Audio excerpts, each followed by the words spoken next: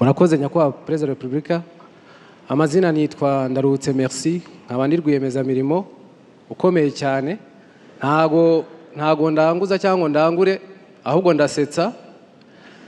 Nizi ikoranabuhanga ariko ntunzwe n'urwenya, mwamuhaye amashyi. Twatangiye platform cyangwa se urubuga ruhuza abakunda gusetsa, abazi gusetsa n'abakunda guseka, aho abaseka bishyura, abasetsa bakishyurwa, twe turasetsa tukanasora binyuze mu rwenya.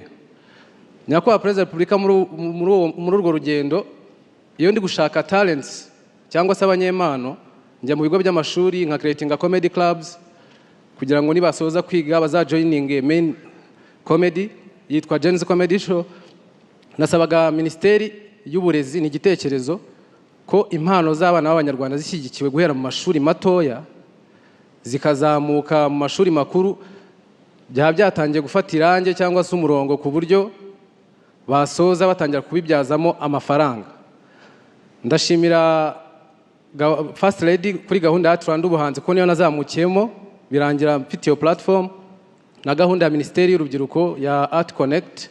Muri Youth Connect wongeyemo igisate cy'ubuhanzi. Amafaranga ya mbere ni ngewe wayatsindiye, mu mpamashyi kuko rwose birakomeye cyane.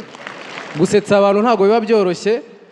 Nyakubahwa Perezida wa Repubulika, ndashimira umujyi wa Kigali. Muri gahunda z'umujyi natwe turimo, ubundi tumenyereye ko muri gahunda z'umujyi haba harimo siporo rusange, umuganda rusange, ubu twongeyemo n'iseka rusange, aho abanyamujyi bahura bagaseka rwose kabiri mu kwezi.